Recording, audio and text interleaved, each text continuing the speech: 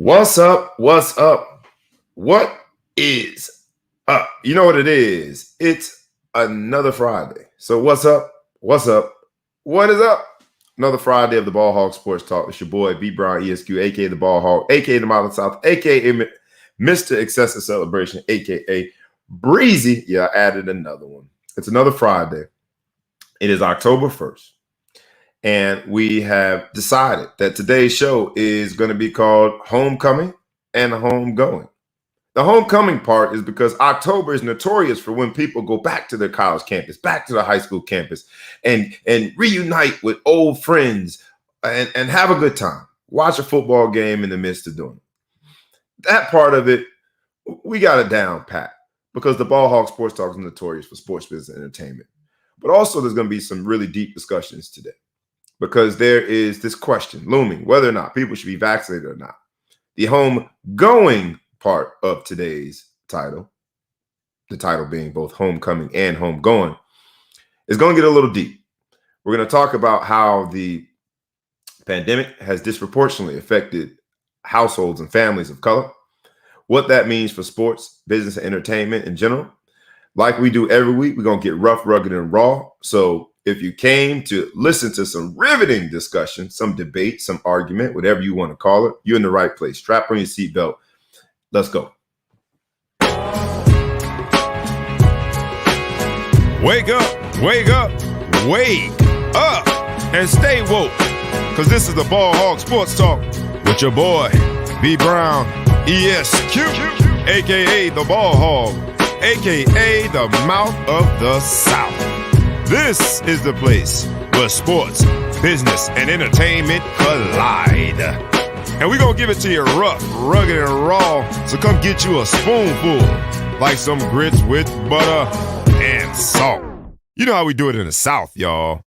Make sure you do not get caught in your feelings.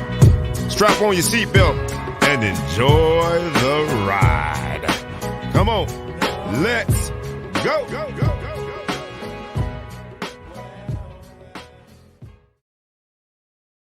You know what it is? It's the Ball Hog Sports Talk with your boy, B Brown, ESQ, a.k.a. the Ball Hog, a.k.a. the Mouth of the South, a.k.a. Mr. Success Celebration, a.k.a. Breezy. I would not be able to do what I do in the context of the Ball Hog Sports Talk without the crew. So I'm joined by the crew, none other than the Big Flow Show. What up? What's good, America? And ETP Ellis, the producer. What up? What up? Happy sweater season. Keep it warm. Sound like a real Northeasterner right now. It's Kanye hoodie season, I think. Kanye hoodie? $300 extra. Yeah, $300 extra for a hoodie. I'm good. It only comes in medium. So only in medium. I'm disqualified.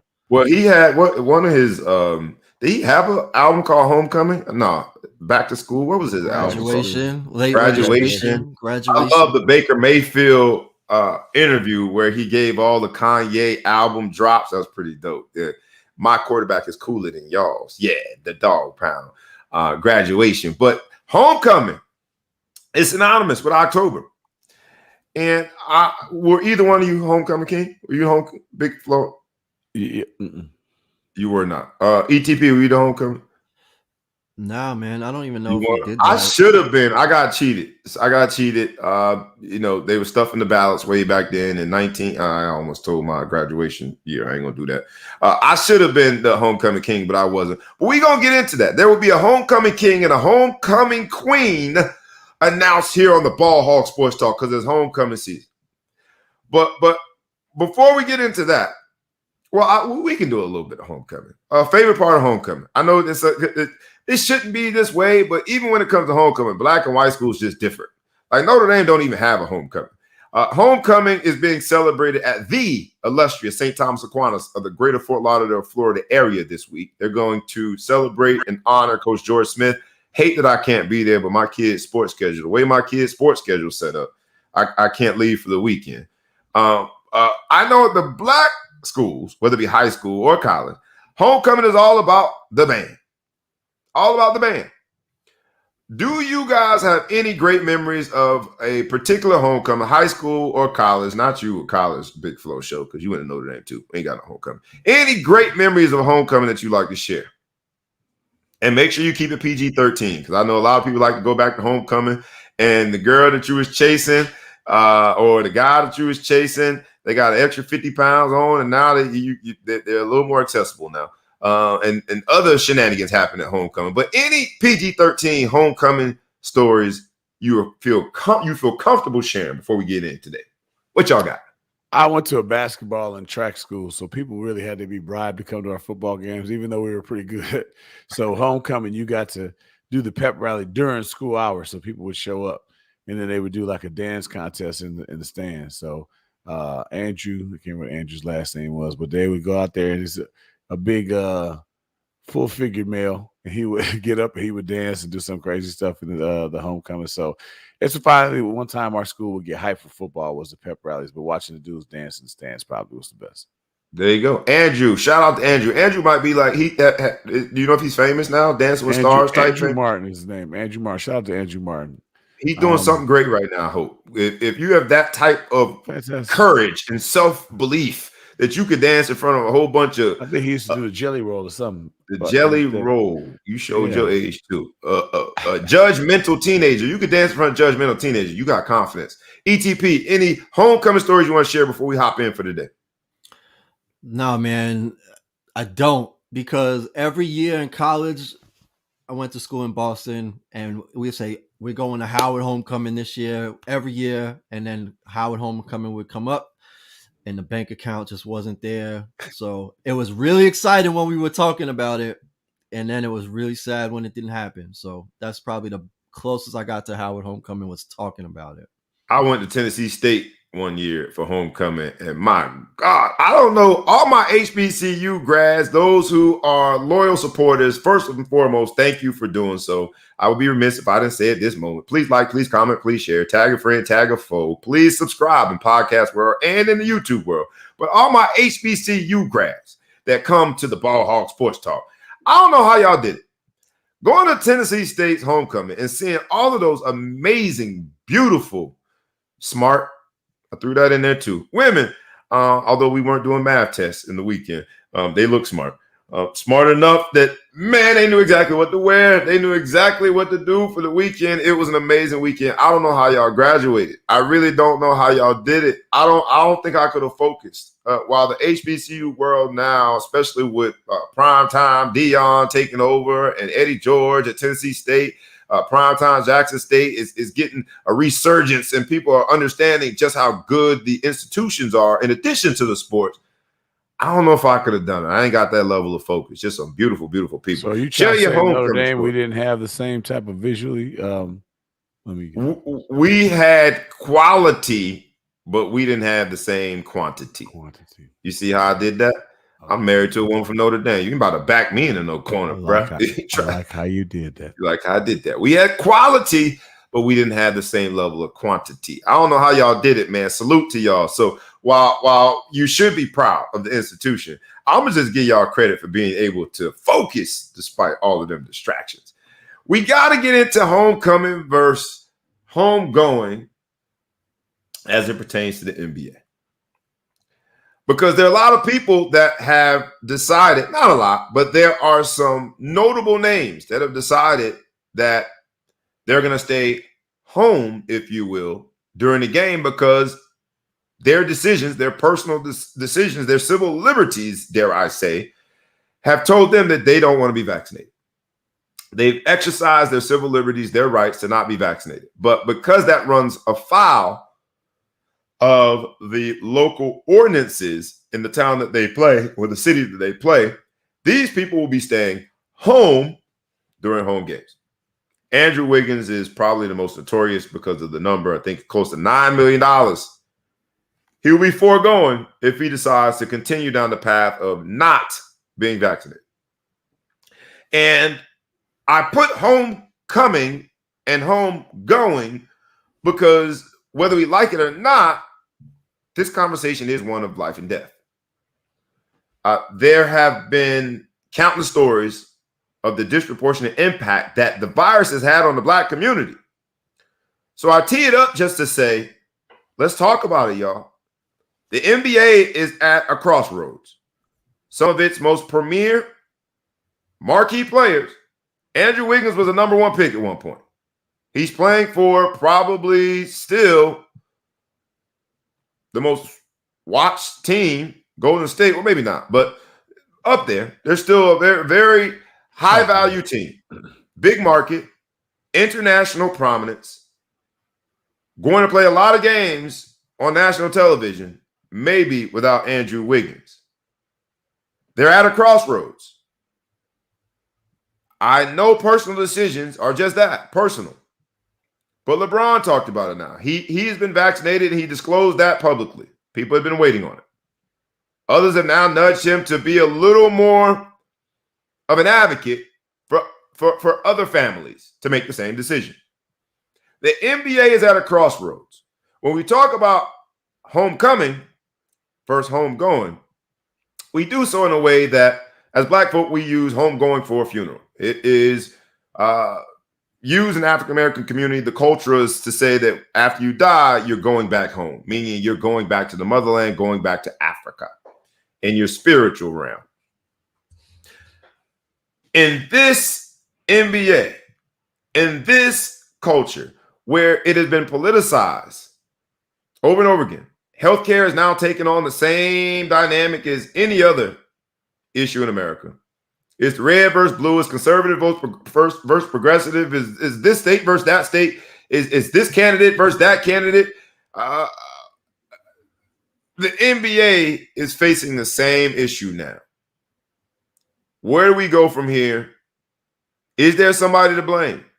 Should LeBron be saying more? CJ McCullum, who is over the Players Association, spoke about it. Does this give a competitive advantage to the teams that are 100% vaccinated? To date, I think it's close to 95 or 98% of the NBA. Something, it's a high number, a remarkable number. But because there are one or two here or there that do not get vaccinated, it will impact what rosters look like on game day, especially for home games. I don't know where to start other than let's start. What do you guys think? I look at it like this. Herd immunity is supposed to be 80%. So if we're 98% of the NBA, don't we by default have NBA herd immunity, or does that not count because these people get to go home? They get to go home. They're exposed to others. They're exposed to the media. They're exposed to fans. They're exposed to the 98% herd immunity would be such if they were living in the vacuum, the old bubble in Orlando. Maybe then it would work, but they're all exposed to other people that then deteriorates what that herd immunity would look like if it were an isolated community. I guess I look at it like you're supposed to have 15 minutes of continual exposure to somebody. They could just still do the test for the guys that have for COVID. We're such a small number of people now in the NBA that aren't doing it. I feel like it should be a non-issue. I don't put pressure on LeBron for having to say that encourage people to get vaccinated.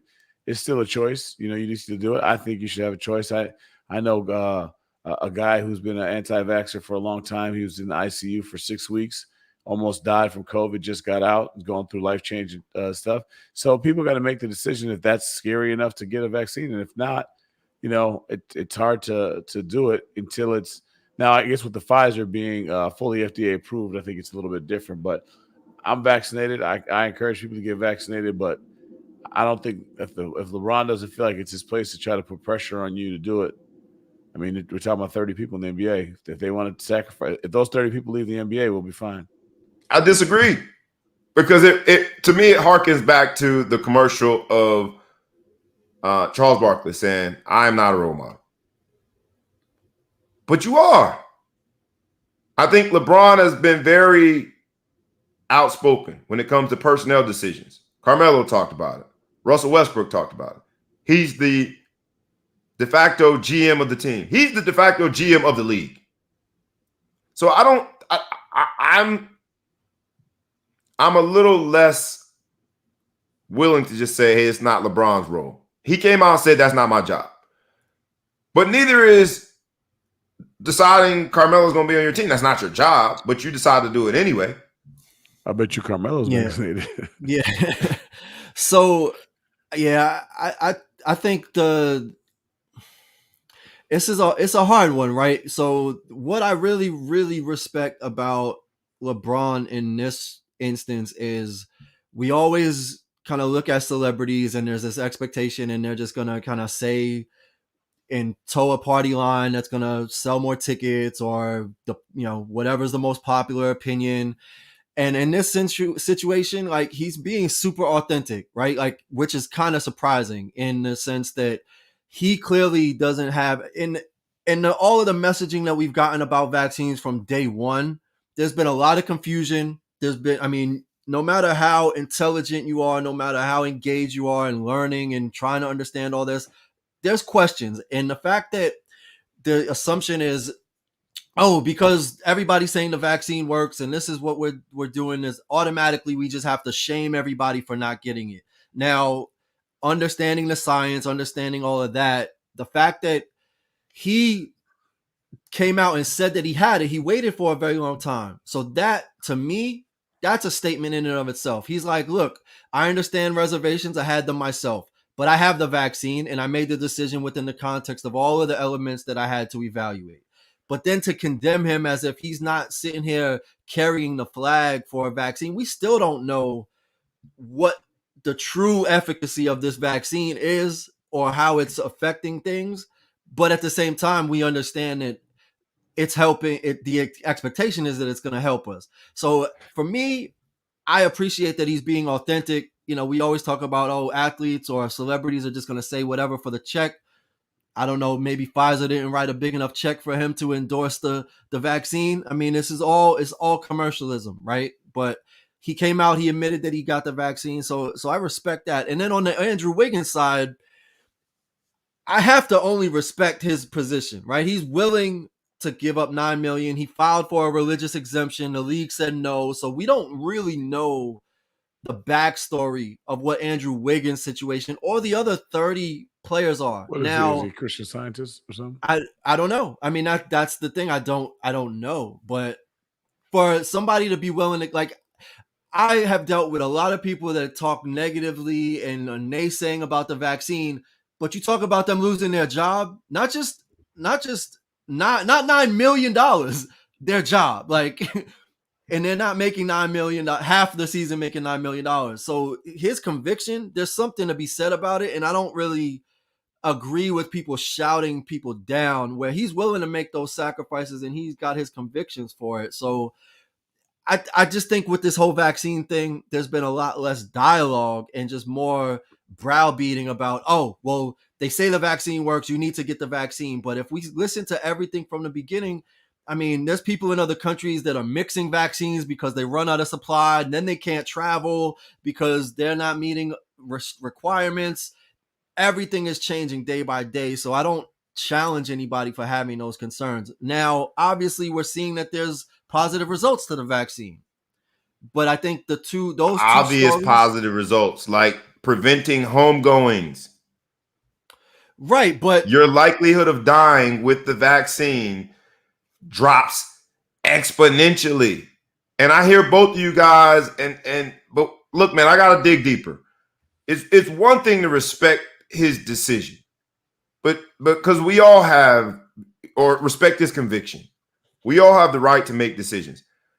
But I'm gonna call it what it is. Now, at the right young age, Andrew Wiggins, probably 25, 26 years old. He got in the league 18, 19 years old. Let's call him 25, 26, roundabout. I don't have his age on my brain, but not that old. I'm old enough to realize that flushing $9 million down the toilet is dumb. There is no conviction that says $9 million being flushed down the toilet because you want to wait and see. In a community that we get a whole bunch of medicines that we don't know exactly what's in it.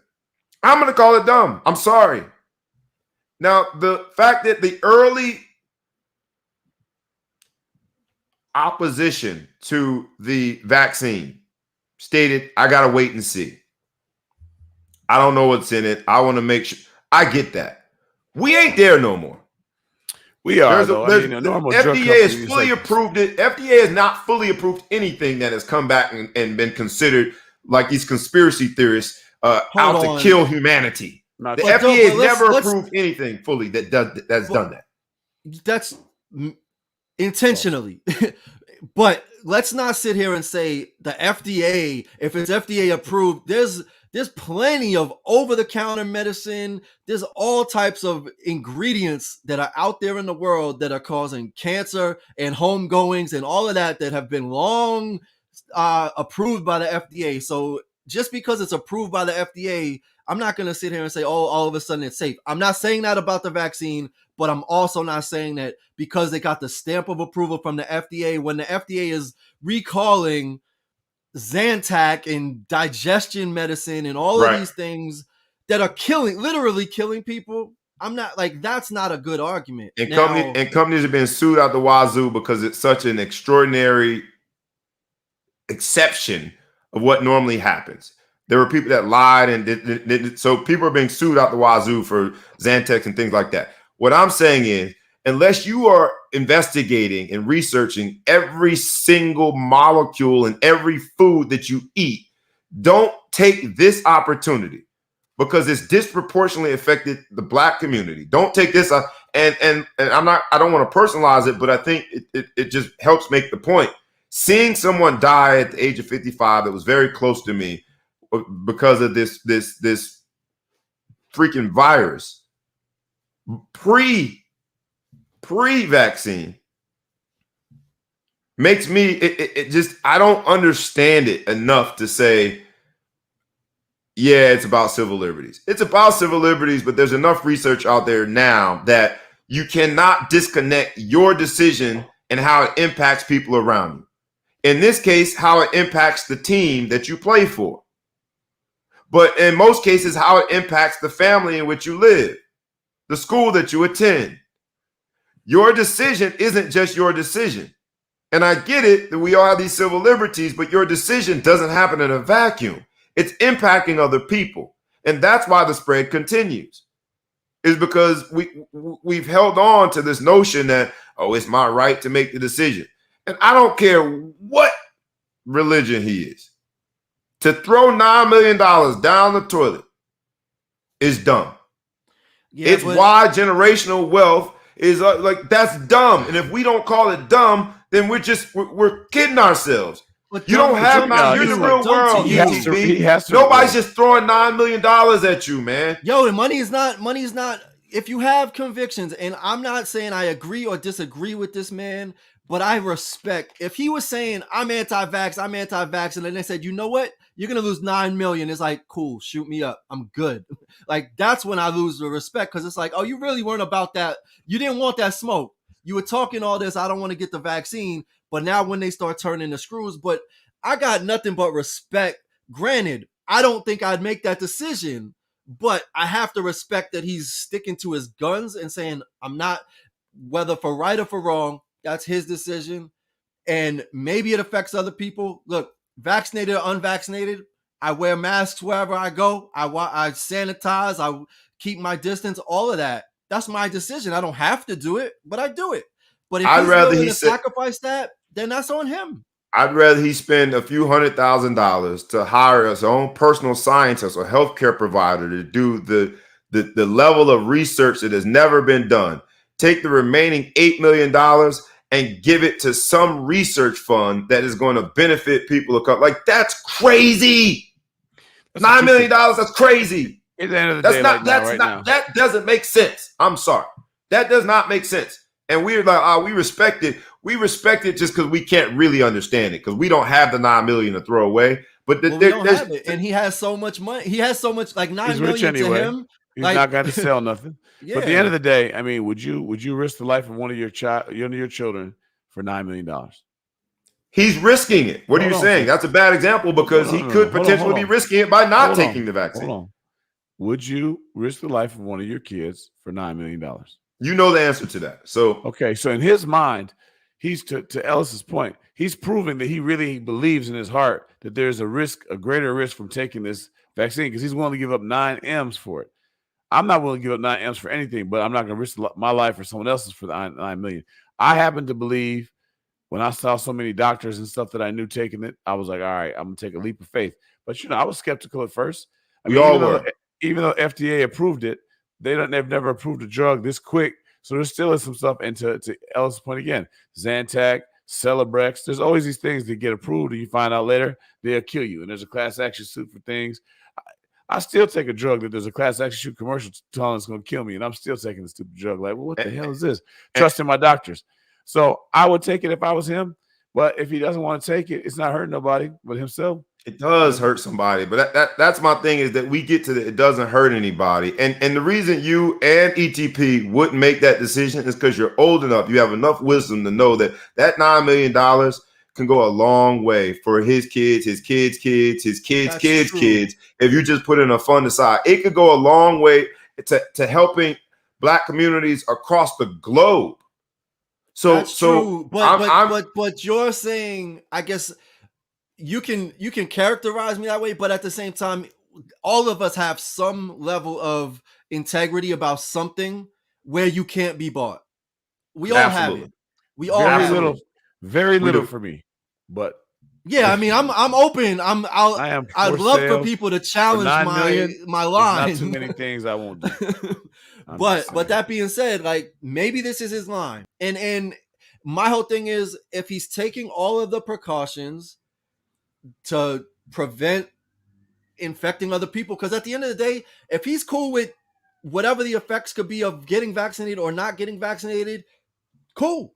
But for the other people, like, I don't care if you don't wear your seatbelt, just don't drive recklessly, right? Like, don't hurt other people. If you don't care about your own safety, but you're not hurting anybody else, fine. But don't go and challenge and risk other people's lives. That's all I'm asking. And it doesn't require getting the vaccine to do that, but maybe it helps. Maybe if he's wearing triple and double mask, okay. But just breathing, right? Just breathing puts other people at risk, even when you have a mask on, when you're not vaccinated. It's layers, right? We all have, when you get on your VPN for your work, it's multi-layered. He has decided to forego one of the layers of protection that not only protects himself, but his kids, the family around him. And, oh, by the way, because we're forgetting, this is in the context of the NBA, his teammates. But they vaccinated. His teammates. Worried about. But they're vaccinated, right? So it's fine. What's the issue if they're vaccinated? Man, so I guess this is the problem is, though, you own the Warriors. What do you do? If I own the Warriors, let's go broader than that, because we're all dealing with it in our respective careers. Wiggins. Got you. I'm gonna deal with the Warriors, but I'm also gonna go broader than that, because I want at least our audience members to be able to relate too. We all have these mandates from our respective workplaces. They've been asking us to disclose whether or not we're vaccinated. That determines whether or not we're being invited back into the office. You don't have to disclose it. You don't have to get vaccinated. But it's now impacting your employment status.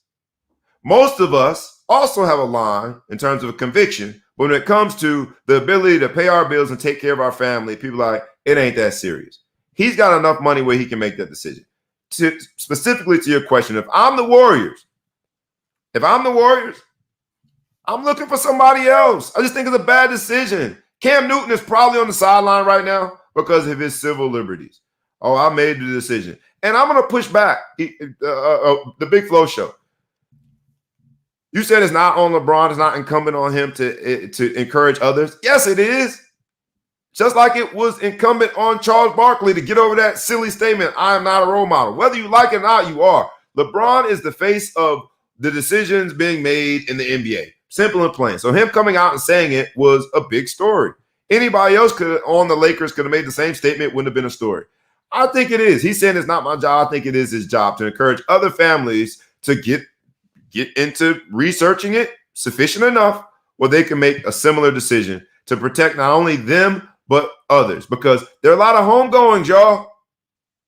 A lot of black folk died from this virus. Isn't LeBron getting the vaccine encouragement enough? I mean, I did it. So if you respect me the way that you said, do I have to say you should too? He didn't even say that. I would have liked for him to say that. And I know I put too much pressure on LeBron. But for him to make the statement, I'm just responding to his statement, that's not my job. I just politely disagree. It is sort of your job, man, because to whom much is given, much is expected. And you got it all, man. You are an amazing athlete, an amazing spokesman for so many amazing efforts. Any initiative that he's a part of, it's like he's got the Midas touch. It touches it turns to gold. So why not this? Why is this where we're gonna draw the line?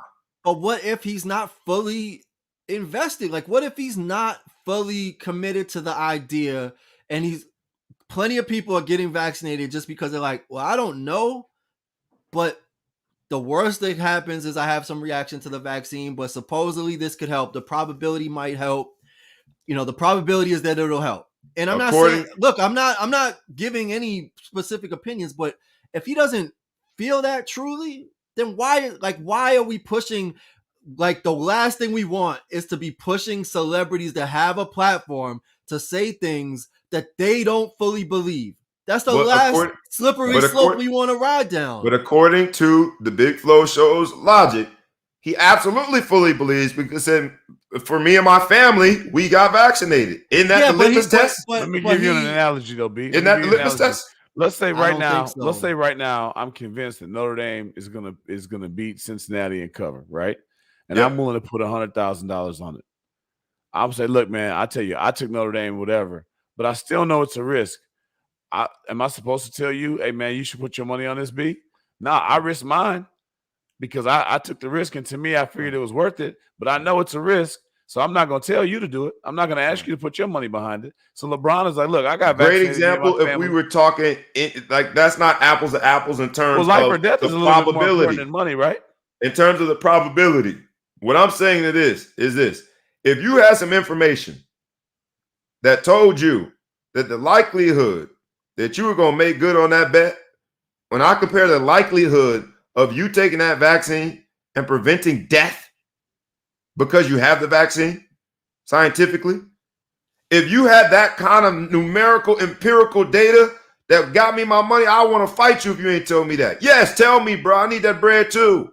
I got bills. There's no information that LeBron has access to that Andrew Wiggins doesn't have access to. And Andrew Wiggins doesn't believe in the vaccine, and he can go find as much information on the internet as he wants to tell him not to. I got a buddy that doesn't want, he's an anti-vaxxer, and he's telling me all these different stories. I Google it, and all those stories came up that he's talking about. I never heard about him before. And I'm like, damn, I didn't even know this. All kinds of different things that can happen to your kids, whatever. And they could be lies, but they're out there. So we're in an age right now where whatever you want to believe, there's someone else that you want to believe that believes the same thing that's going to write an article about it or put it out there so you can convince yourself of anything. So the Surgeon General ain't got nothing on LeBron when it comes to certain communities and the platform that he has and how people would listen to LeBron. That's all I'm saying. You're right. I totally agree with that. Ain't got nothing on LeBron when it comes to certain communities. Right, which is why I think he's more hesitant, because he doesn't fully understand or believe or see the absolute value. Like, he is being very calculated. I got the vaccine because, one, I ain't trying to lose my $40 million a year. Two, we might win it this year, and these old heads ain't got many years left. I need to be considered the GOAT. I need to get that 5th and 6th and 7th, not 5, not 6. So he's making that decision for himself. But the idea that he has to all of a sudden just buy into this party line is just, it's crazy. It's crazy. And like I said, if anything, the statement that he's making by saying, I'm only going to say things that I fully am committed to, that part, I have to respect that line is being held, because if he's just getting bullied into supporting something, then he's going to turn around and he's like, look, eat this food that causes cancer. Do this. Somebody wrote me a check. We don't, that's a path we don't want to go down. We already live down that path. Everybody's writing checks to these celebrities to say whatever, to endorse whatever products. And this one is big. And he's not comfortable with it. And him being a role model by it disclosing that he got the vaccine, the fact that he's being condemned for not doing, being a cheerleader for it, while he has divulged that he got the vaccine, he explained his methodology and his thought process, which I think everybody should go through, versus oh, well, LeBron said I should get the vaccine, so I'm going to go get those LeBron 17s, and I'm going to go get the vaccine because LeBron said so. There's some tussing. I just don't think you can pick up and put down being the guy. He's the guy, which is why when he spoke up on behalf of Black Lives Matter, it took a whole different trajectory because it's LeBron. He's the guy. You should. Did he ever say that you should join Black Lives Matter, or did he just say that he was? He talked about the injustices and how we all should speak up. Like right is right all the time, and I agree with him. I mean, look, voting. He's a huge advocate, proponent, arguably instrumental in the outcome of the election, but he believed in that, and so his credibility is reliant on authenticity. And fair. If he doesn't believe in it, and I don't know LeBron well enough yet, we haven't had him on the show yet. I got to throw yet in the universe. You got to speak into existence. So if he doesn't believe in it, then fair. But it sounds like he does believe in it. He just understands that there might be backlash for overstepping. Like we have politicized this thing such that no one wants to go out and speak forcefully about why we should do it, and that is what it is. We got to at least talk about Kyrie Irving, who has not disclosed whether he's vaccinated or not, but he's being perceived as resistant to protocols. His aunt came out and said he's not going to seek the religious exemption or whatever. Aunt Nene, I don't know why we are quoting his aunt, but Aunt Nene came out and said he's not going to even seek. She make a mean mac and cheese. That's what. Mac and cheese, yeah. She bring the potato salad, but Aunt Nene got some ink and said that she knows that he's not going to seek the religious exemption. That changes if in New York, it's very clear what the mandate is. You can't go into public places without the vaccination, so he can't play home games if indeed he's not vaccinated. Jonathan Isaac for the Orlando Magic he claims to be misquoted, but came out and spoke about how he doesn't believe in it yet. He's not sure yet. We'll see, man, what happens with this, the NBA and vaccines, but we call it homecoming versus homegoings. A lot of people are going to be staying home if they're not vaccinated. One in particular is going to give up $9 million, proudly, Andrew Wiggins. Don't know if I would do that. I would find another place for that $9 million. But it does impact people. And we've seen deaths.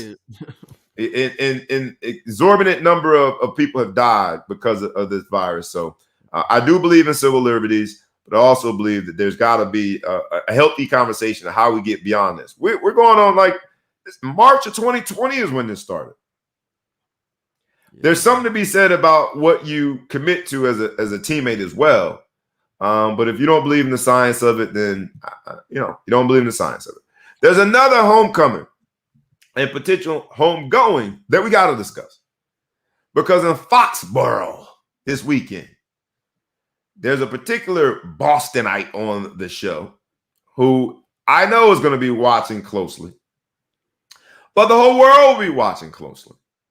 Because in Foxborough this weekend, a man by the name of Thomas Brady, dare I call him Tom, dare I call him Giselda's husband, will be going to play for the first time as a visitor in Foxborough Stadium.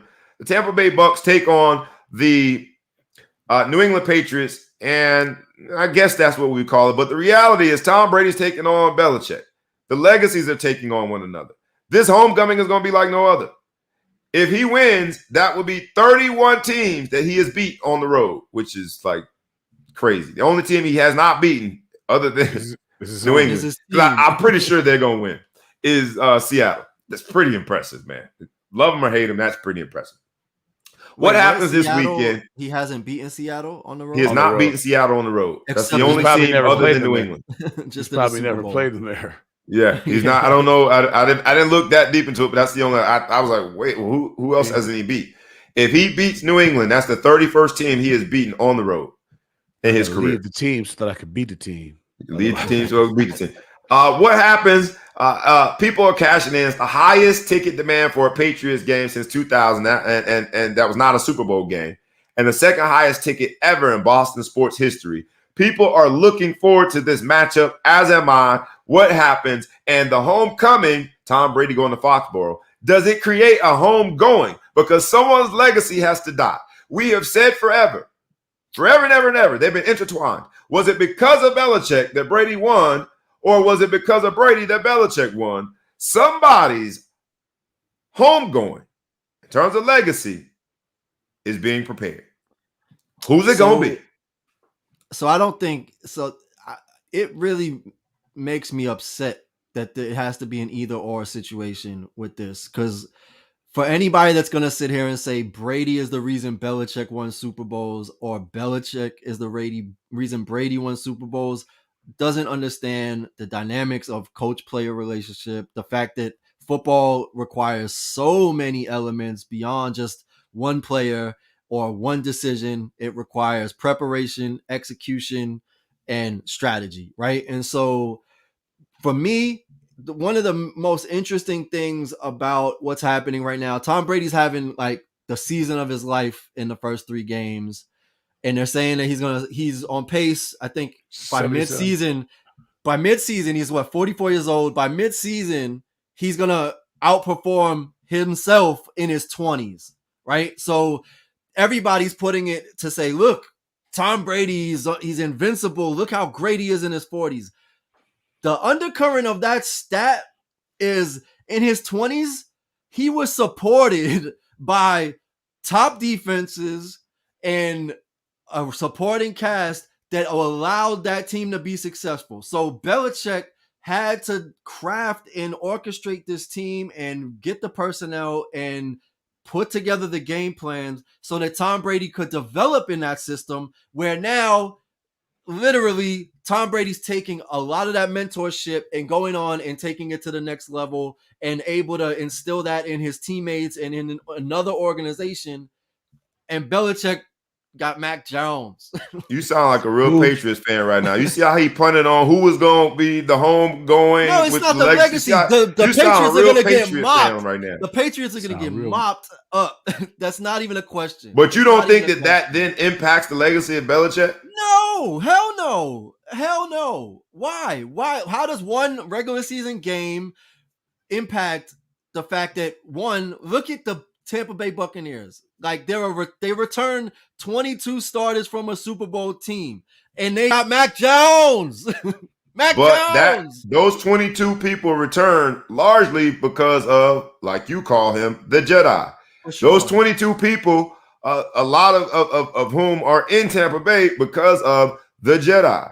Those 22 people have learned what we had always called the Patriot way. Was the Patriot way because of Belichick, or was it because they had the Jedi? That's all I'm saying is that we got to have that conversation. Come on, ETP. Of course. Go ahead. I think you're touching a lot right there, B, because I think we're not giving Brady enough credit in New England for what he did off the field, or what he did in the business side of the table, taking less money, doing different things, bringing people in. Being able to work with less, because, he didn't have the greatest talent. He sacrificed some of the talent he probably could have brought in on offense so the defense could be strong. He did a lot, and he's doing – look at the team he's putting together in Tampa. Now he's putting together – they're getting even more stars around him, and he's killing. I hate to say it, man, but I was always team Belichick. I thought Belichick is the reason for the championships because he won games when Brady was hurt, and that was my argument. Every time he won, he got hurt. They still did good, and that quarterback went on to make money and ruin somebody else's life when he got on their team and they were trash. So I look at that as, man, this is Belichick, but man, I think it was Brady still. We lost when Brady was hurt. We lost the impact he had on the team for being able to bring guys together and take less money and do some things. So I think they're going to get gorilla stomped this week. The only thing that maybe could happen is I would think that Belichick is probably uniquely qualified to know how to frustrate Brady on the field, just knowing what he was up against. I don't know if he's going to deflate the ball. I don't know if he's going to videotape practice. I'm not quite sure what Belichick might do. But as much as I think it could be a stomping, Belichick, he knows his legacy is on the line. If he gets embarrassed, he knows this game is so important to him. he's going to act like it's not. He's still going to come in there and say on to Cincinnati at the end of the game, whatever the hell he's going to say. But this is a very, very important game for his legacy. He doesn't want to get embarrassed. So we never know. So y'all really, so Yes. we're sitting here and really having this conversation at the legacy of the greatest coach in the history of the NFL losing a regular season game with a rookie quarterback is going to destroy his legacy? Like I'm saying to you is he has a rookie quarterback because of his idiosyncrasies, his personal his civil liberties, his personal decisions. He has a rookie quarterback because the guy he had, he never fully appreciated. What I'm saying to you is that they're not going to play 20 years. They're not going to go head to head too many more times in each of their careers. So this game will be used, whether fair or not, this will be used in the discussion. And I think the homecoming of Tom Brady is going to be the homegoing of the narrative that Tom Brady only won because of Bill Belichick. We're going to start hearing more of the narrative that Bill Belichick only won because of Tom Brady. But I don't think they're mutually exclusive, and that's the problem. And we're going to use a regular season game in a now 17 game season to determine like what the answer to that question is. Look, Tom Brady set the Patriots up for success the entire time. 20 years, took pay cuts, like Big Flo said, huge. And now he's reaping the benefits of taking those pay cuts because that's how they got the 22 players and how they got Richard Sherman and how they're getting whoever they want to come over to Tampa Bay. And ultimately, what I think happened is Tom Brady just outgrew the system, and Belichick, I mean, clearly we know Belichick is a controlling coach. The Patriot way, you don't speak to the press. You don't do, like, it's a very authoritarian approach to coaching that when you're 40 years old, I know this because I happen to be near that age, having somebody try to control you in that way when you've been doing this for 20 years, I think he just outgrew it. I don't think it was anything where he was, I have to do what Belichick says, or Brady was orchestrating the whole thing and Belichick was just reaping the benefits. I think they just grew apart. Brady became a full-fledged veteran, and Belichick was used to just managing systems, not peers. Irreconcilable differences. Sounds like a California divorce. But whether we want to call it just a regular season game or not, against a team that is maybe the favorite to win the Super Bowl, against a team that is probably going to even be the bottom of the basement in a very bad division. If we want to call it a regular season game, not a big deal, fine, but the market doesn't support that. That's why the tickets are going for so much. That's why we're all talking about this game. So we shall see. I got to get into more NFL. Let's do a quick look forward. Week 4, because last night you talk about homecomings and homegoings. There's another legacy that's up for question.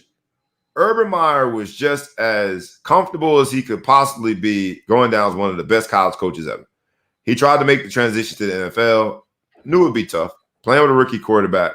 But last night, he's up 14-0 and decides to go for it on 4th and a yard and 9/10 and change. 4th and goal, as close to 2 yards out as possible, ran a quarterback sneak, and the linebacker did what linebackers do in the NFL. He rejected the deposit of Trevor Lawrence, and they came up empty. Guess how many points they lost by? You guessed it, 3. Urban Meyer, the legacy is also might have a home going because that stuff don't work in the NFL. That just doesn't work. I don't care how big and strong and fast your quarterback is. In the NFL, all you are going to get from a defensive player, from a linebacker or a defensive lineman is like, oh, man, bro, you tall. You got some long hair. They are not intimidated by Trevor Lawrence. And we got to see that last night. The Jacksonville Jaguars are 0-4. Both teams look really bad. Cincinnati was able to win. You had 2 number 1 picks, quarterbacks, the last 2 drafts. with Joe Burrow and Trevor Lawrence. He was Cincinnati also a Urban Meyer recruit. He was an Urban Meyer recruit, with Ohio State for transfer. So there was a lot of stuff there, but the game ended in a field goal. We got to talk about field goals because the resurgence of the field goal kicker is back, baby. Is back. Where'd they go? 66-yard field goal in week 3 by the Ravens kicker. He's the man. He got a big sponsorship right after it. But the rookie quarterbacks were really bad in week 3. That's the recap, basically. Right now, the rookie quarterbacks are like 1 and what's the overall record? 1 and 10. So you got Zach Wilson at 0 and 3. You got Mac Jones at 1 and 2. Trevor Lawrence at 0 and 4. Justin Fields at 0 and 1, thanks to the Browns. And currently, you got what you gonna say, Bears fan? Nobody asked you. Yeah, that's cool. What possibly can you say that's tough? Myles Garrett, I told you he was gonna act a donkey, and he acted just that, a donkey. He was acting crazy on a donkey. He did. You got the Raiders, Cardinals, Rams, the Broncos, surprisingly to me, and another surprising team, the Panthers, all undefeated at 3-0. Going to be a great week of week 4 football. Kansas City, unfortunately, is on the wrong end of that. 1 and 2. They should be 0 and 3. Some said they could be 3-0. But that is the game of football. It's a game of inches, because if we didn't have a punter lose his mind, we being the Browns, they would have lost the first game against the Browns too. The punter just forgot to punt the ball. In week 4, also their old faces and new signings. Josh Gordon is getting another opportunity. I repeat, Josh Gordon is getting another opportunity. If I had $1 for every time I said Josh Gordon is getting another opportunity, I might have that Andrew Wiggins money. He has gotten several opportunities. Josh Gordon is getting another opportunity with Kansas City Chiefs. I hope he can keep his nose clean. I really hope that he can. Does he still have to not smoke weed? They don't test for weed no more, or is he stuck in that? You cannot be banned for weed, but they do test, as we found out this week because the Dallas Cowboys. La'el Collins, La'el Collins missed a few drug tests, and that wasn't a bad thing because you cannot be disciplined or suspended for marijuana.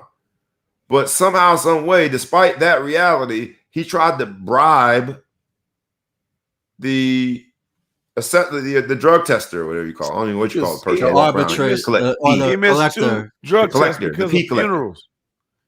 They got to have He missed 2. Somebody died the first day, and then it was at his auntie funeral. It was a coach. One of the coaches died the first time. Yeah, so homegoing. Try to give the guy a couple bucks, man, for his time. But how long does it take you to pee? You got to meet the person to pee. I'm at a funeral. I'm supposed to leave the funeral because I got to go pee. That was a personal question. How long does it take you to? I'm joking. I don't think you, but you can't miss. You cannot miss the drug test, though. I mean, it's simple. Like Aunt Pernille. The best part of this story is he wasn't vaccinated. No, he was suspended 5. He's suspended 5 games, and then the best part of the story. The union was able to reduce it to 2, and he's like, "Nah, I'm appealing this." And then the arbitrator said, "No, 5. Let's go back." That's when keep can't do that, man. Give me those 3 back. That's why you take the deal. If you go to trial, you could get the worst. Take the deal. Maximum. He lost an additional $2 million. Could argue like, that you make a good case. We're going back to 5. Right? Nah, he should have took your 2 games and moved on. Lost an additional $2 million. Moving. He'd be back Richard Sherman is also back in the NFL thanks to Tom Brady. He's going to be playing for the Bucs. I don't know if he'll play this week. He said he feels like he's in game shape, but got to get more comfortable with the defensive scheme that the Tampa Bay Bucs run. So we'll see what happens in the NFL this week. Great storylines. We absolutely have to talk about college football. That is the pre-step for the NFL, because college football used to be, the pipeline was Alabama, Ohio State, Clemson, right to the NFL. Well, one of those teams, Clemson, is in jeopardy of not being in the AP top 25 for the first time since back in the days of Methuselah. They were tied with Alabama for the most consecutive weeks being in the top 25. Only second to the OU, because the new U lost yet again on a missed field goal last night to Virginia. Manny Diaz and the Miami Hurricanes, they continue their woes.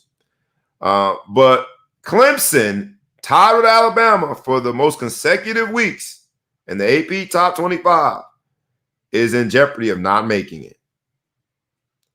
I don't know, man. It seems interesting, the ebb and flow. I didn't think that Clemson's downfall would come so fast, but it just shows you just how good Trevor Lawrence was. The other college story that was big this week deals with another perennial powerhouse, Ohio State. One of Ohio State's linebackers, a defensive player for Ohio State, decided at halftime he was going. I don't have my emojis with me, so I just got right. to this. He did his homecoming at halftime. He got on out of there, man. At halftime, he's like, I quit. And that would be, you would think, bad enough. But not only did he quit, he went to Twitter while in the locker room of the Ohio State and said, F Ohio State. And good luck to my teammates the rest of the way. Yeah, I want to thank God for all that. He had to do the traditional, and I want to, support my teammates. You just quit, dog. How are you supporting your teammates? You were in the locker room tweeting. And they were playing against Akron. So say again. Kayvon Pope is the guy's name. Kayvon Pope. He's in the transfer portal now, baby. Yeah, I bet you they're lining up. He tried to come up with a backup tweet and apologize, but Ohio State's like, nah, bro. We got a nice, comfortable space. And then they tried to tell a story, but he's still on scholarship. Yeah, for the rest of the semester, you up out of there. Whether you find another place or not, you up out of there because you can't embarrass the big bad Ohio State University. There is sort of the tipping point of where players' leverage goes too far. And I think, Kayvon, you went a little too far. I don't believe in quitting at all, but definitely not at halftime. If you have issues with the coach, don't tweet about it. You think that was the worst part about it? Not running the up worst part about it, yeah. Because he ran up the tunnel before the game ended, man, with no injury. To me, that was the optics of it was worse than the tweet. He could have claimed concussion. He could have said he had a taboo, whatever. But once he tweeted F Ohio State, it's a wrap. Is this worse than, I forget who it was, but it was an NFL player that retired at halftime? It was the cornerback. Way worse. Which one's worse? Vernon Davis's brother. I can't think of his first name. The cornerback who's playing for the Colts. He retired at halftime. To me, this is worse. This is way worse. Way worse to me. Way worse. He's like, he just felt like he couldn't do it. He was on stage. He's like, it's not fair. I don't love the game. Y'all can have y'all money back. This is way worse to me, in my humble opinion. He quit at halftime. So we'll see. Penn State, for the first time since the college football playoff regime has started, they are in the top 4. They've never been in the college football playoffs. I think they're pretenders, but we shall see. They're never going, Yeah, I think they're pretenders, but we shall see. We have to, and I forgot to talk about it, so I'm just going to go double back. The NFL and the Super Bowl halftime show. The halftime show is set, and it is the game is going to be in Los Angeles. You got Kendrick Lamar, Eminem, Dr. Dre, Snoop, and Mary J. Blige. And as I'm reading it, I'm like, man, that's a real LA studded lineup of performers. So it makes sense. At least Mary J is going to be representing the East Coast. I know Eminem technically is from 8 Mile, but he's LA now. Do you like the lineup? It's a little older in the tooth with Dr. Dre, Eminem, Snoop. That's a little older. Mary J. Kendrick Lamar is on the older but younger side. Do you like the lineup for halftime? And are we still calling people that perform at halftime sellouts? Because I know the I'm with Cap crowd tried to call them sellouts for the longest. It's a career builder in most cases, but all of these people have very, very set careers. Do you like the lineup? Mary J is trying to kick off a little comeback tour. She don't have nothing going right now. I respect the lineup. I love the lineup. I think it was made for me. But that was my first question. I was like, "Oh, we doing halftime again now? That's back on?" Time forgets. So I don't have a problem with it. I think, hey, somebody's gonna do halftime. I might as well enjoy it. What do you think, ETP? You like the lineup? I mean, the lineup is dope. I mean, it just shows Dre, Dre's breadth. I mean, he produced all of them. Kendrick's contemporary. You got Eminem, you got Snoop, Mary. Like, it's crazy. I just am curious as to the NFL demographic, just given the history of some of these artists and legal troubles they've been in. Are they gonna make it to the Super Bowl? We got a few months. There's gonna be some digging, there's gonna be some due diligence done. Somebody's gonna go on IR. Somebody's right. But it's just funny because like Snoop, everybody loves Snoop. He could do no wrong. He could say whatever he wants, but it'll be interesting because it's always about family friendly, and the NFL crowd can get a little sensitive. So I'll be keeping my eye to see if this lineup actually stays firm till we get to Inglewood. But I'm excited for it. I don't know what to expect, but it's I can expect nothing but a great production because I mean some of the hardest hitters in music ever. Yes.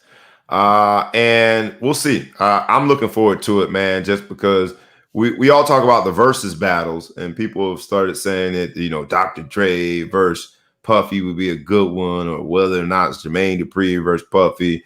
I like to give the people the flowers while they're alive, and all of these musicians have had just a seismic impact on the hip hop and R&B community. So shout out to them for getting this opportunity and having the platform. But because we're discussing halftime, we got our own halftime show. In this episode of Homecoming and Homegoing, we have to, for this week's sports business entertainment on the Ball Hawk Sports Talk, we have to crown a homecoming king and a homecoming queen. Y'all want to go rock, paper, scissors? Who goes first? Or you want me to start? How y'all? Homecoming king. We'll start with the king. We'll start with the queen. Sorry. Ladies first.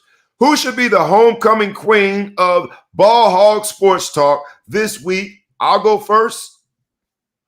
Or somebody else want to go first?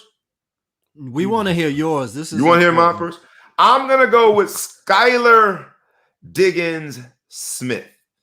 Not only because she's a Notre Dame grad and someone that I like, but the homecoming queen has to not only be a baller in all that she does, but she has to be a beautiful woman that embodies all that is womanhood, and Skylar definitely does that. She has my homecoming queen vote, and I'll go around. Who are you going with, ETP? So for homecoming queen, I'm gonna go with Alyssa Thomas, who is a player for the Connecticut Sun. They're playing in the semifinals. I have the Aces winning this semifinals, but this player, she just tore her Achilles in January. So in comparison to Kevin Durant, who basically had a season and a half off, she tore her Achilles, got surgery in January, came back 2 games before the playoffs. And yesterday, Connecticut Sun beat the Las Vegas Aces. She put up 15 points, 11 rebounds, 6 assists in 24 minutes. And she has a torn labrum, so she shoots the ball like it's a shot put. Like she has a really unorthodox shot. Tough. She's a monster, man. She's one of the most resilient people I've ever read about. So she's tough. She should be the queen. All right, so now we have not one but 2 homecoming queens from the WNBA. Shout out to the WNBA. You get love here on the Ball Hawk Sports Talk. I should have said that Skylar Diggins Smith is also a guard, a combination guard for the Phoenix Mercury, who is also in the WNBA playoffs and also won last night and tied the series at 1-1. So shout out to Skylar Diggins Smith for getting my vote, and also the WNBA for their playoff run. And now to you, the Big Flow Show. Who gets the homecoming queen in your vote? I got multiple queens. I'm going to give you believe in polygamy. Yeah, go ahead, man. You got multiple queens. Go ahead, no, man. I don't. Yeah. Hold on. That was just a miss. So anyway, I'm going to give it to all of the Phoenix Mercury because they got kicked out of their home for a concert, and they had to host a playoff game. No, that's crazy. At Grand Canyon University. So for you to graciously, you're going to have a new homecoming next time you get back in the house, but I'm going to give you the homecoming queen as a consolation prize for having to have a new home of Grand Canyon University because you got kicked out. That is crazy during the playoffs. Twice. Disney on Ice twice. This is the second time in these playoffs. Not this, the upcoming game they got to move because Disney on Ice is a scheduling conflict. And my thing is, how do you have a scheduling conflict? Do you just not think they're going to make the playoffs? I know this is an Olympic year, so there's a little bit of a gap. It's like the Cubs. They do concerts in October at Wrigley Field because they don't think that they're going to make the playoffs. So the Cubs just like, oh no, that's cool. We won't be. We'll be out of it. So I like that suggestion by one of our audience members. This is Coach Neil Ivey for the Irish, doing great things there, recruiting, and done a phenomenal job with her son too. They're projecting to be a top 3 NBA pick next year. That's got to be quite exciting basketball family. I got to go with a homecoming king now. We'll go in reverse order. I'll start with you. The Big Flow Show, I'm homecoming king. Hanger fruit, man. It's got to be my man Tom Brady. He's going home to show your boy Belichick why they have all those rings, put some respect on my name and all that stuff. So he's respect on my name. Fruit. You going with Tom Brady? Who you going with? Homecoming queen, ETP. So my homecoming. Wait, queen or king? What are we doing? King. We're going with king now. Yep. So I have a homecoming king, and I'm gonna give you a homecoming jester just for good measure. All right, I like that. Who homecoming stepping king? It up. Who's the homecoming king? Lewis Hamilton, F1 racer, has now broken the record for most wins. He just passed 100 wins. So doing a lot of good things. He invested $30 million himself to improve the diversity in F1 motorsports. And he's basically the greatest F1 racer that ever lived, even though Big Flow Show thinks it's not a sport. And, all right, but who's the and who's then the jester is Lael Collins. You joker. You're gonna give him the jester. Very fair. For homecoming king, I was all set to go with Tom Brady, but I beat you to it. No, I this is the Tom Brady fan club segment. I know. I'm going with a twist.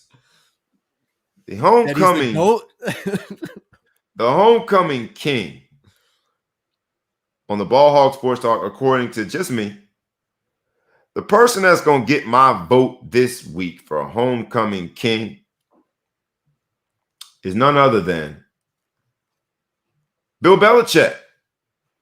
Bill Belichick is going to shock the world, win the game this week, squander the homegoing service of his legacy that's intertwined, and do the unthinkable.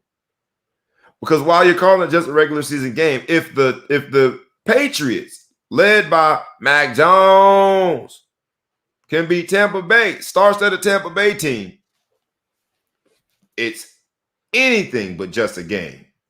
That's the storyline. Go get him, Bill Belichick. I don't like you, but I'm going with you this week because I don't like Tom Brady. Because you don't want to admit how much you love Tom Brady. No, I see the cover up. This is a cover up.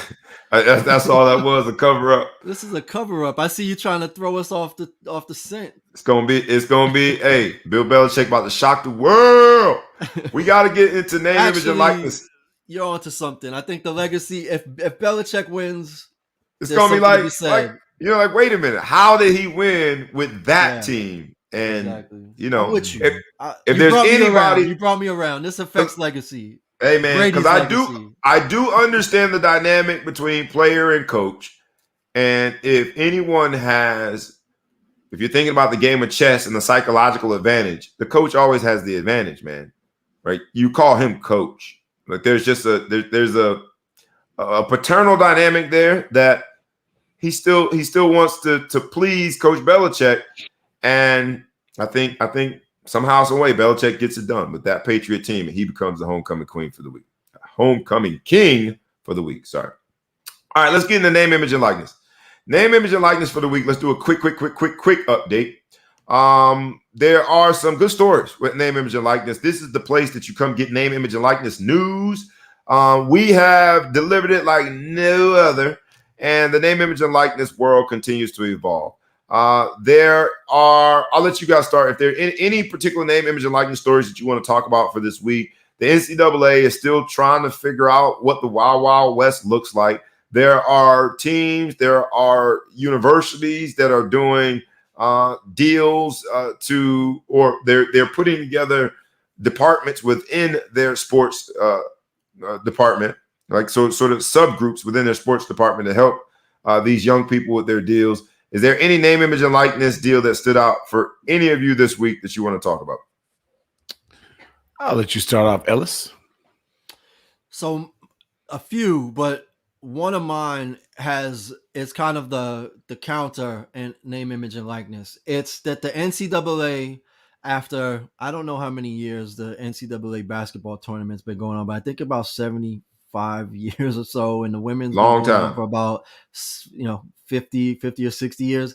They finally are gonna use the term March Madness the women's Yes. tournament as well as the men's tournament. Talk about long overdue. And they might be allowing them to play in the same site in like 2026 because they've already scheduled out through 2025. Yeah. How about this as a response? That one's interesting because it's the NCAA. Sorry, go ahead. No, so I think it's definitely about time, but it's just the NCAA figuring out more ways to make money that they don't give to the players. More ways while NIL is going on, and they hired a consultant to say you guys should actually include women in March Madness so that y'all can make more money. And what are they going to do? They're going to make more money, and they're not going to pay the kids. My name, image, and likeness story of the week is not even at the high school level. Excuse me, not at the college level, but at the high school level. This young phenom from San Diego, Mikey Williams, that we've talked about here on the Ball Hawk Sports Talk, has 3 million followers on social media. He is now being rumored to be in negotiation talk with Puma. And I think that's a game changer because if you can have influencer status as an AAU basketball player such that it rises to the level of 3 million followers, you can get a deal with a shoe deal with like a company or a deal in general, shoe and probably paraphernalia as well, with a company like Puma. I think it's a game changer, and we'll see whether or not that is the thing that will allow Mikey Williams, because Mikey Williams is also the one we talked about is thinking about signing with a HBCU. If you got M's in the bank, then the experience of being a Duke becomes a lot less significant. Well, he's also a big influencer when you think about it, because his followers, one of his main things he posts about is his shoes. So he's already got a following for his shoe collection and what he does. So, of course, Puma, what a great person to give a guy that's got 2.5 million followers or 2.4 million followers because of his shoe game. I mean, Puma's a genius for signing him. So if he does go to college, how's this going to affect his recruiting?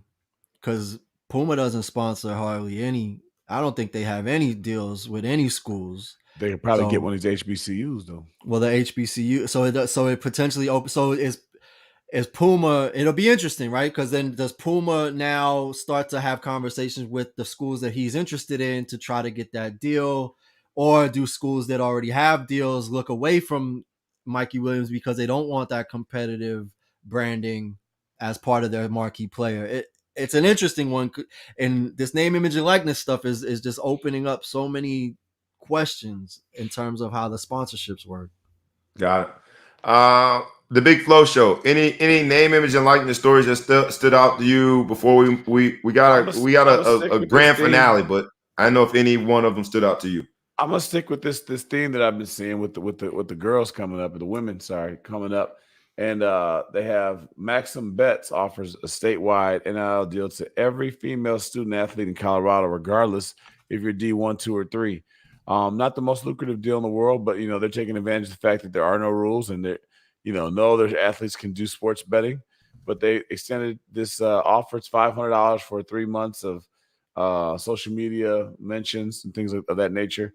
They don't have to say go and sign up. Nothing that they kind of keep it so that they don't really push the envelope too much.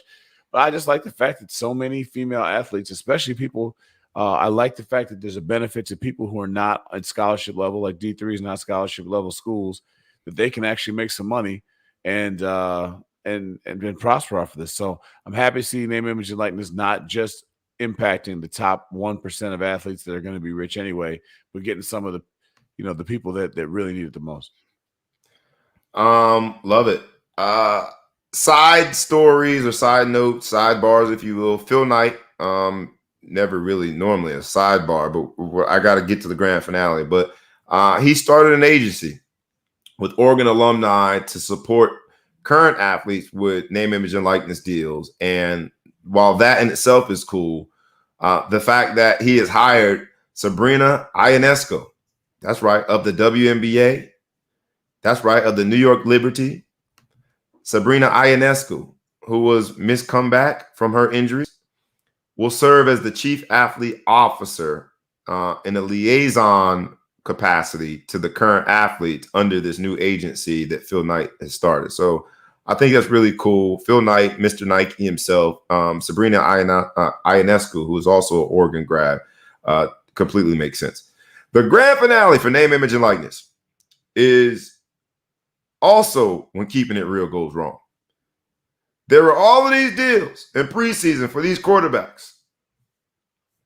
We talked last week about Spencer Rattler getting not one, but 2 cars from a dealership. Well, he almost had to share one of those cars with his backup because during the game, all you heard were the Oklahoma faithful against West Virginia calling for Caleb. We want Caleb. And that would be Caleb Williams, his backup. Spencer Rattler has played terrible in the first 4 games of the Oklahoma season. He's played horrible. And other quarterbacks, the guy from Miami has played well. Not De'Eric. What's his name? I can't think of his name right now. Some Thomas, whatever his name is. De'Eric. And then you got the quarterback from Clemson, DJ, who I can't say his last name. You've got all these quarterbacks that really play bad, except the Alabama quarterback. You hire an Alabama quarterback, it's pretty safe money. But it shows that these name, image, and likeness deals, it's almost like the preseason rankings. There's just so much unknown. These name, image, and likeness deals that went to the quarterbacks, they were thinking that they were probably safe bets because they were going to the quarterbacks of these premier teams. People that were mentioned in the Heisman race before there was even a Heisman race for the season. And yet they've played poorly. Is that going to be the new thing? Because we've talked about the agencies and the universities trying to consult and help strategically the athletes. But the brands, I think, are going to have to hire people to really sort of dive into, this is a Heisman list, but here's why this particular player would be a good ambassador. Here's why, from a productivity standpoint, we think the Spencer Rattler train might be struggling a bit. He was the early favorite to not only been the Heisman Trophy, be the number 1 pick of the 2022 draft, and he's put up duds so far. We want Caleb. It's an interesting dynamic between the brand and the athlete because it's sort of a cat and mouse game. And the brands, at least for 3 prominent quarterbacks, and we got a long season, so they can turn it around. But the brands seem to have picked the wrong ambassadors with a few of these examples. You wonder if it's going to turn into some sort of incentive-based stuff where, hey, if you get benched, buddy, this is gone. You know what I mean? Like, they're doing these contracts. We're creeping towards professionals in the college ranks now with this amount of money that they can make. And these guys, the first ones are making these great contracts, but then some of these brands are going to say, if Spencer Rattler gets benched and becomes this big bust, he's still under this contract. They're going to come back, borrow that car. They're going to come back and take all that money, or they're going to find a way to get him off this deal and give it to somebody else. And maybe they're going to have it like if you're the starting quarterback for Oklahoma, this is your contract or this is your car. If you're the starting quarterback for Notre Dame or somebody like that, this is what you get. I think they might start doing it like that as opposed to letting it just kind of guess on the come. Or at least there's a stipulation that you got to share one of these cars with Caleb. We want Caleb. But go ahead. Sorry, ETP. What do you think? No, I mean, I think it's all just starting what we've been talking about for weeks, right? It is a distraction no matter what. And it's creating responsibilities and accountability to entities that are not on or near the field of play. And as a teenager, you just have to expect that these distractions are going to come, and it's hard. It's a lot.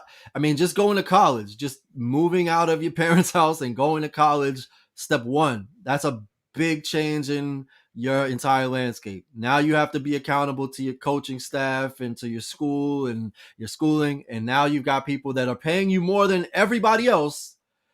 Who are you going to prioritize? And the problem is, we're going to see a lot of stories where a lot of these kids are they're not, the reason why they're there is going to be, sacrificed because they're thinking short term with the money. But hopefully, we see things like Phil Knight starting these organizations or these agencies, and the schools are getting more involved. So it's going to be messy for a little bit, but I think they're going to structure it, and hopefully, Rattler, I mean, they're still in the hunt. So it's not a lost season. So we'll see.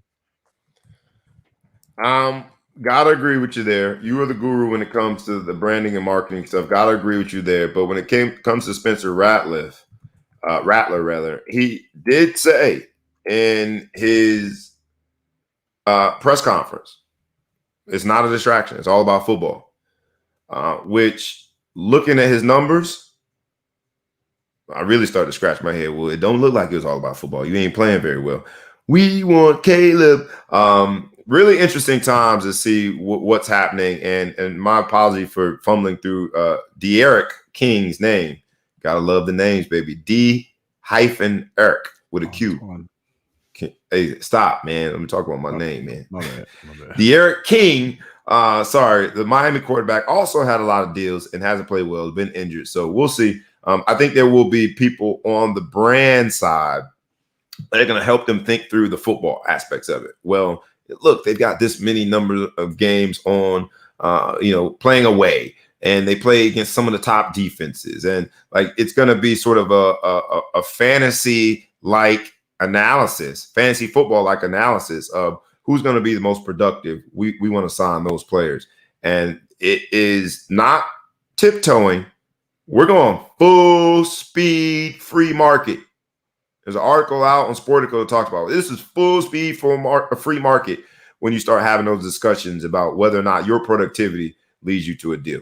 There are some other business conversations we got to have because, here at the Ball Hog Sports Talk is where sports, business, and entertainment collide. Let's get into some quick business topics before we come home for the day with some entertainment.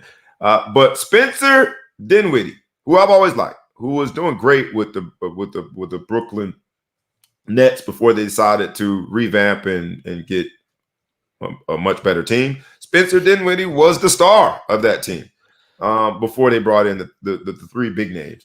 Well, he attempted to buy sponsorship rights to his new team's jersey. About 3 years ago, the NBA decided to sell real estate on the jerseys. And you just put a patch on the jersey. And there's a going rate there. For the Washington Wizards, the going rate is $12 million. Spencer Dinwiddie, who has his own cryptocurrency company, tried to buy the patch and was denied. I don't know why you would deny your own team member from buying the real estate on the jersey in which he wears. Maybe there's a conflict of interest there, but I love that Spencer Dinwiddie seems to be ahead of the game when it comes to being an entrepreneur. At every step, you look at some of the decisions that he made, it looks like he's ahead of the game. Shout out to Spencer Dinwiddie, man, for being quite the entrepreneur. In the same token, the Brooklyn Nets did sell the real estate on their jersey to a company called Webull, which is a brokering platform that competes with like Robinhood, the zero fee brokerage companies. And it's the largest jersey sponsor deal, the patch, in NBA history, and it went for $30 million. For $30 million, would you buy a patch? Do you like that idea? ETP, you know a lot about just the sports marketing world. What do you think about the concept itself before we move quickly? So the concept's not new, right? NASCAR, Premier League. I mean, every there's so many sports leagues that use. I mean, even the WNBA actually has had logos from sponsors on their jerseys for probably 15 years in order to generate some revenue. I don't like it. The NBA doesn't need to do it. I think they could do something more creative. Obviously trying to push their. They've done these things with the Christmas editions, and they have the city editions and all these other types of ways to stimulate sales of merchandise. They could make all of this money that they're making off these individual patch deals, which I think detracts from the design of the jersey. You probably potentially dissuade some people from actually buying the apparel. They could do something more creative where they could do more. Every team has 6, 7, 8 different versions now. So I just think they could have, they could make that money, that revenue and sponsorship in ways other than, turning everybody into real estate and add, a billboard. And it just shows everything's for sale. Let's put logos on this. It's just very old school sponsorship planning mentality that I think we're in a new day where there's other ways to make revenue as a franchise rather than just putting logos. Because then what are they going to put another logo? And Right. It doesn't drive the merchandise sales. What's that? Right. So we're gonna have a back of the jersey logo. You just said that. Do they have that logo? If I were to go buy a jersey for the Nets, will it have the Weeble symbol on it when I buy it? Yeah, if you buy I think it's all authentic apparel, which once you buy the patch, that becomes a part of the authentic apparel. Now, if you buy it from Canal Street, I am not endorsing bootlegging. It might say Weeble. Yeah, I think for that matter, it's a good endorsement thing for Weeble and all the different things like that. I mean, New Jersey Nets, favorites to win the NBA title this year, at least make it out the East. And you have your name on there. I happen to have a Weeble account. I only heard of it just recently, but just that name recognition for people to use. There's a million of these little sites out here you can buy stock, and we're talking about Weeble right now, and people are thinking about it. All of our listeners probably are going to look at it and see what is Weeble. So I think it's worth the money. I mean, when you have that kind of platform, it's worth their money. I hope it doesn't get to the point where it's like a NASCAR jersey and there's ads everywhere where you can't even pay attention to it. But patches everywhere. It's scary when you think about it's the amount of money that places had to look under rocks for cash in the NBA. I mean, you're selling the jersey rights for less than a bunch of the guys on your team are making. So if one of your players can afford to pay it, I would have thought the sponsorship would cost more, to be honest with you. I wouldn't think it would be that cheap. I mean, it's just a patch. You got to remember, it's just a patch. And other than a static photo, it doesn't get that much play. The awareness and the recall. It's funny because you mentioned the Eastern Conference Finals this past season. Motorola sponsor has a jersey patch for the Bucks and for the Nets. So you see Motorola. I haven't seen a Motorola phone in at least 12 years, but they got all this awareness, and it's a question of what that value. But obviously sponsorships come with they get boxes, they get other media support, they get other assets in terms of a sponsorship deal, and the billboard is the jersey patch. But depending on the brand, I just don't know if the benefit is there for either side, really, because the NBA, the league, the teams could make a lot more money and the sponsors could get a lot more value for their investment. So it's kind of weird to me. Last two business stories before we get out of here for the day on some real light entertainment. CJ McCullum, who we talked about for his role in the NBA Players Association, his role as an entrepreneur, he bought a 300-acre vineyard not too far from where he lives in Oregon. So he is really into the Pinot Noirs, and shout out to him, man, 300-acre. And in another of the Syntax products, Chris Webber breaks ground on a 150,000 square foot cannabis compound in Detroit. So he is going back to Detroit and being a part of the cannabis business. He's calling it a wellness service. So shout out to Chris Webber for doing that. And with that, we got a lot of entertainment this weekend. There's a lot of sports this weekend. You guys make sure that you check it out. You know what it is. We'll be here next Friday where sports, business, and entertainment collide. It's the Ball Hog Sports Talk. I don't know why we look to our athletes as the end all be all of what we do as families, what we do in our own households, what we do. In today's episode, homecoming and homegoing, we talked about the homecoming season. It's October 1st. We're all going back to campus, have a good time. Whether you went to a white school like I did and you're going to hear the band play some corny song, or you went to a black school and they're going to rock out, homecoming is homecoming. You get to see the people that are very meaningful in your life. It connects us to homegoing because this pandemic has taken a lot of lives. And the decision whether or not to vaccinate impacts whether or not more lives indeed will be taken by the pandemic. Athletes didn't sign up to be the model, didn't sign up to be Surgeon General, but yet and still, we still look to them for answers. So as we all continue to look for answers in our respective households, we wish you nothing but the best. Be safe, take care of yourselves, take care of your families. Please wear your mask, whether you're vaccinated or not.